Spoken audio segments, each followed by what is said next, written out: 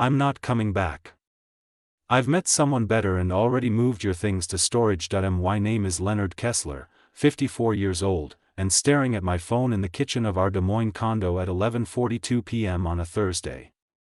My wife, Dana, was supposed to be on day 4 of a girls' trip to Palm Springs. The text came with a screenshot of a bank transfer, $118,000 moved from our joint savings to her personal account. I set my phone down and finished my coffee. 15 years of marriage ended in 2 sentences and a screenshot. For months, there had been signs, weekend getaways that stretched longer, new clothes she never wore around me, phone calls that stopped when I entered a room. I noticed it all. I'm a forensic accountant. Noticing discrepancies is what I do for a living, but I said nothing. Maybe that was my first mistake. Or maybe my first mistake was marrying someone who thought my career was just spreadsheets and boring numbers. I opened my laptop and checked one of my email accounts, one Dana didn't know existed. 3 notifications from my bank security system. Someone had attempted to change passwords on accounts Dana had never seen. She was being thorough. I had to respect that. I picked up my phone and typed 2 words in response: good luck. Then I called my brother, Jason. Remember that contingency plan we discussed 5 years ago? I said when he answered. It's time. Are you sure? He asked. Yes, I replied. She just made her move. I hung up and glanced at the wedding photo on the wall. It was the only picture in the condo that still had both of us in it. I should have noticed that, too. I met Dana Bowman at an alumni event for the University of Iowa. I was 38, recently divorced from a short first marriage, and focused entirely on building my forensic accounting practice. Dana was 34, vibrant, ambitious, and completely uninterested in what I did for a living. I don't need to understand the details, she'd say whenever I tried to explain a case. As long as you make enough for us to live well. We married after a year of dating. I helped her open her yoga studio, funding the entire venture from my savings. When she wanted a bigger house in a better neighborhood, I agreed. When she wanted luxury cars and expensive vacations, I nodded and signed the checks. My father had warned me once. We were fixing his deck, and he paused, hammer in hand. Son, I notice your wife spends a lot of your money, he said carefully. Just make sure she values what you do to earn it. I brushed him off, but the comment stuck with me.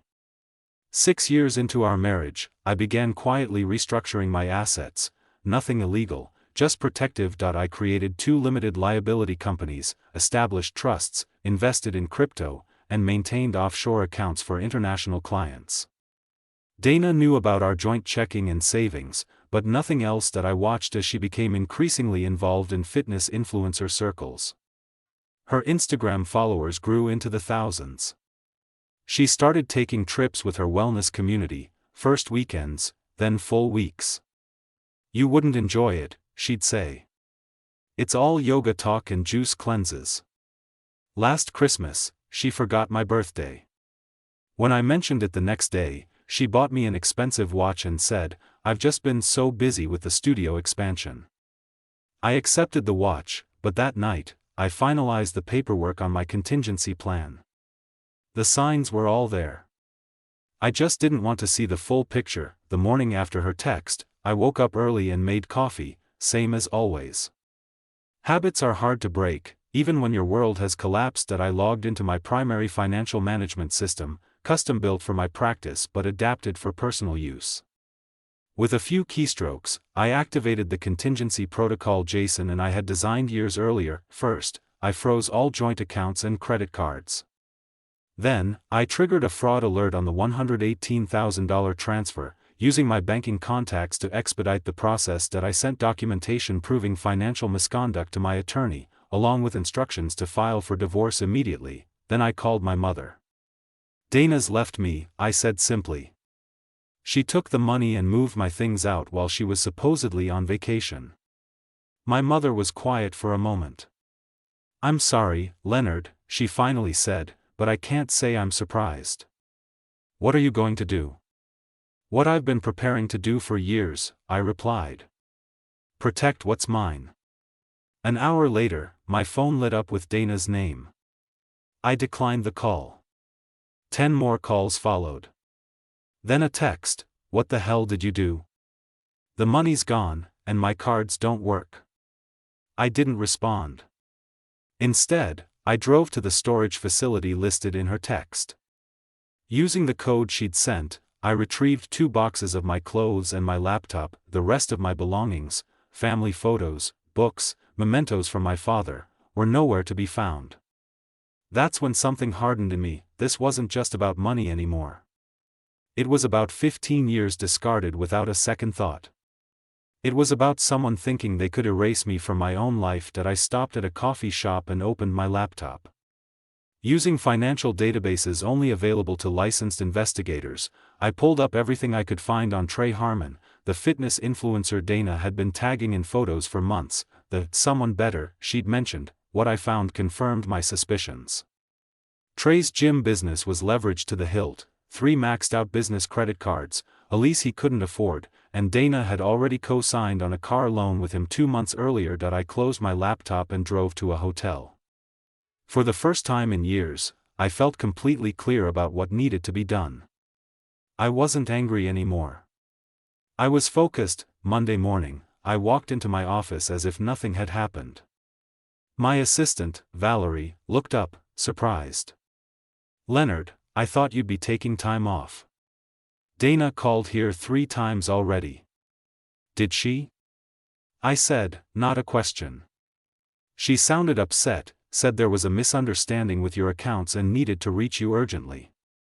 I nodded. "If she calls again, tell her to contact my attorney." By noon, Dana had escalated from calls to appearing in person. The receptionist buzzed my office. "Your wife is here. She's quite insistent." I sighed and walked to the lobby. Dana stood there, designer sunglasses pushed back on her head, yoga clothes perfectly coordinated. She smiled when she saw me, the same smile she'd used for 15 years when she wanted something. "Leonard, there's been a huge misunderstanding with the bank," she said, loud enough for everyone to hear. "All our accounts are frozen." "Not a misunderstanding," I said quietly. "You transferred money without authorization. The bank flagged it as fraud." Her smile faltered. "It was our joint account. I'm your wife. You're my soon-to-be ex-wife who emptied our savings while informing me you'd moved out and found someone new. That's textbook financial misconduct." Her voice dropped to a hiss. "You cannot do this to me. I've already put deposits down on a new place. I've made commitments to Trey Harmon." "Yes, I know all about those commitments." Her face went white. "You're investigating me?" "Just protecting myself from fraud." "I'll fight this," she snapped. "I deserve half of everything." I looked at her evenly. "Half of what's in those accounts?" "Sure. But you seem to be under the impression that's all there is." She blinked, confused. "What are you talking about?" "You'll find out in discovery," I said, then turned and walked back to my office. That afternoon, I received an email from Dana's newly hired attorney, demanding immediate access to all financial records and threatening to expose irregularities in my accounting practice if I didn't comply. It was an amateur move, a threat with no substance behind it. I forwarded it to my attorney with one line: "Proceed as planned." By evening, Dana had rallied mutual friends to her side. My phone filled with messages asking why I was being vindictive and controlling. No one had questioned where she'd been the past week or who she'd been with. No one asked about the money she'd taken. I didn't bother responding. Instead, I went to the gym, not Dana's studio or Trey's flashy fitness center, but the small community center where I'd been going for years. I lifted weights until my arms shook, then drove back to my hotel room. The trap was closing, but not around me. 3 days later, my attorney called. "We found something interesting," she said. "Dana's been siphoning money from your joint account for over a year, small transfers at first, then larger ones." "To where?" I asked, though I already knew. "Multiple accounts, some to her personal savings, but most to a business LLC registered to Trey Harmon. Almost $80,000 total. And she used our joint funds as the source. Yes. Which means we can add financial infidelity to the divorce filing. I thanked her and hung up. I wasn't surprised, but confirmation still felt like a punch to the gut. Dana hadn't just left me for someone else.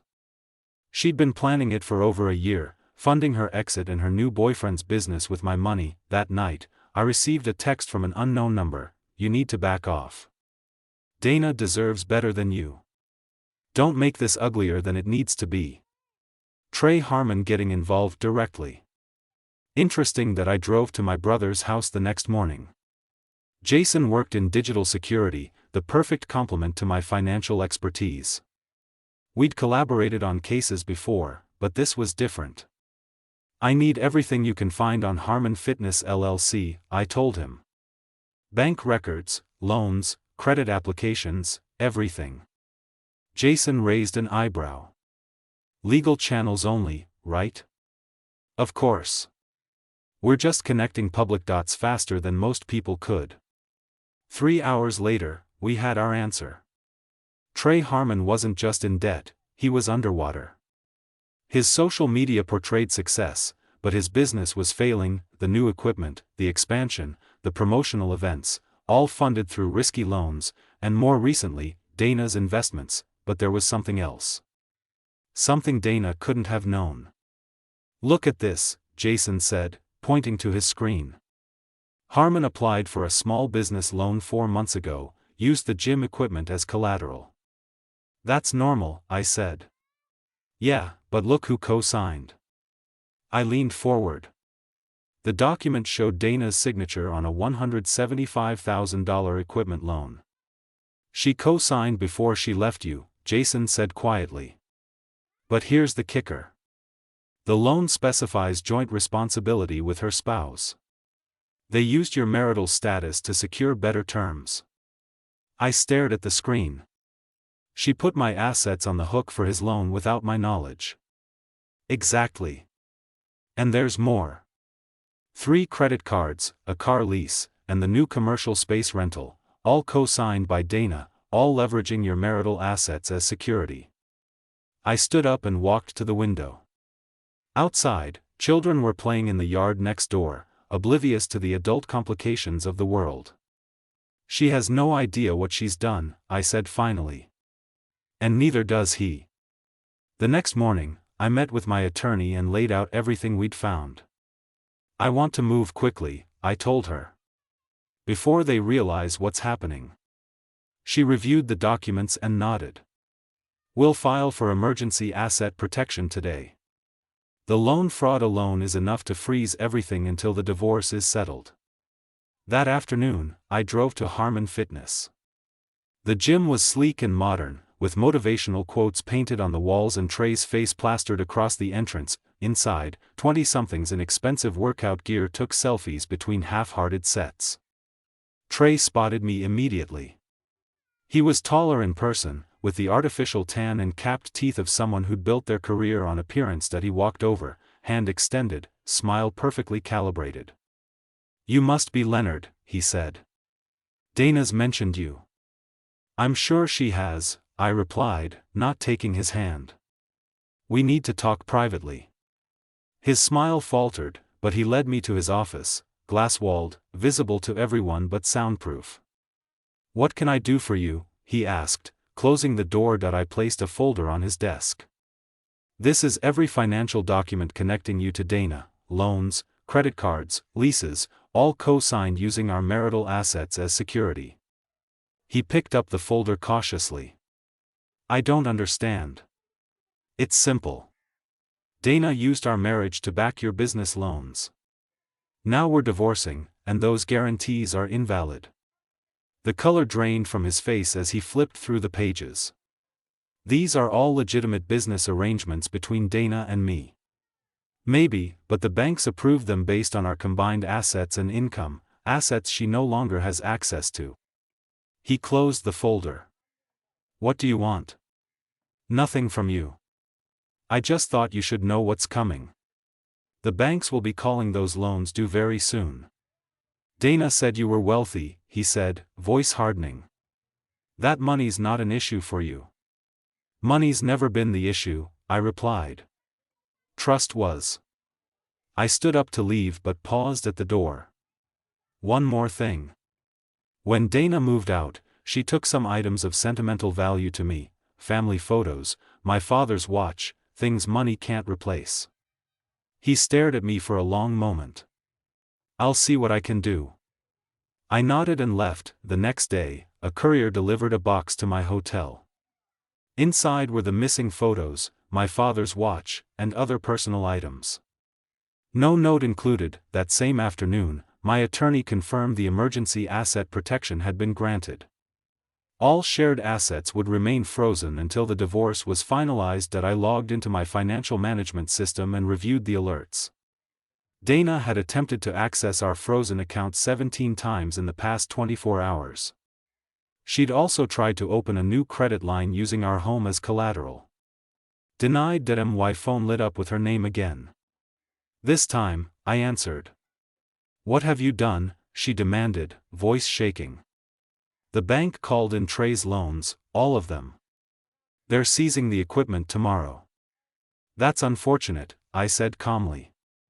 This is vindictive, Leonard. You're destroying him to get back at me. I'm not doing anything to him. I'm simply protecting myself from fraud. You used our marriage to secure his loans without my knowledge or consent. That's illegal. We can work this out, she said, voice softening suddenly. Come home, we'll talk. 15 years of marriage, and she still thought I could be manipulated that easily. There's nothing to work out, I replied. The divorce will proceed. The fraud investigation will continue, and Trey will learn an expensive lesson about due diligence.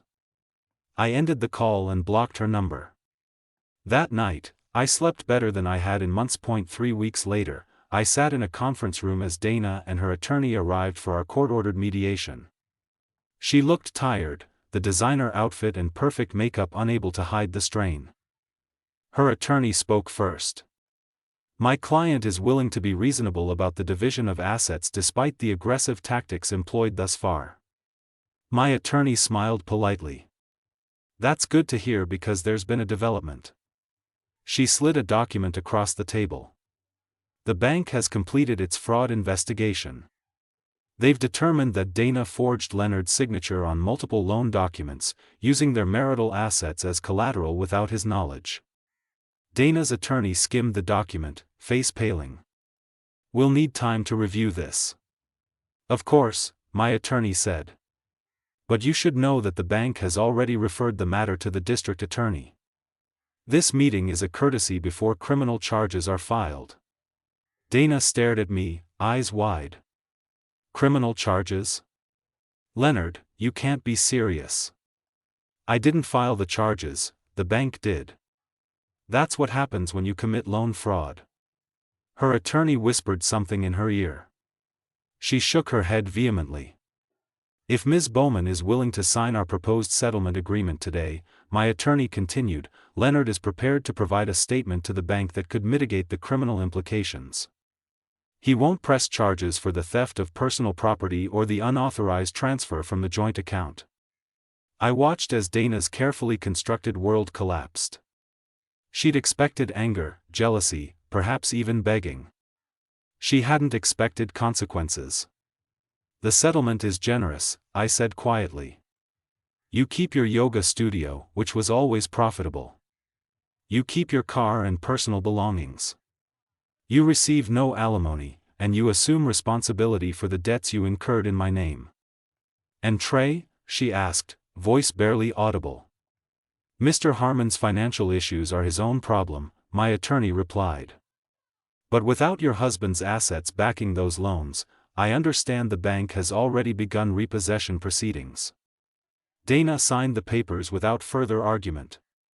As we left the conference room, she caught my arm. I never thought you'd fight back like this, she said. You always just went along with everything. That was my choice, I replied. Just like this was your choice. I walked away without looking back. A month later, I moved out of the hotel and into a small house near downtown Des Moines. Nothing fancy, just a craftsman with good bones that needed some work, the kind of project that would keep my hands busy and my mind occupied during the evenings. I heard through mutual friends that Dana had moved to Colorado to start over. Her Instagram showed mountain views and inspirational quotes about new beginnings. Trey's gym had been sold to a national chain, and he'd relocated to Miami to expand his brand. Neither of them mentioned what had happened. People rarely advertise their failures. My brother Jason stopped by one Saturday to help me install new cabinets in the kitchen. "Heard anything from Dana?" he asked as we measured for the hinges. "No," I said. "And I don't expect to. You know, you could have taken her for everything. The fraud charges alone would have ensured that." I shrugged. "What would be the point? She's no longer my problem." We worked in comfortable silence for a while, the rhythm of measuring, cutting, and mounting creating a meditative state.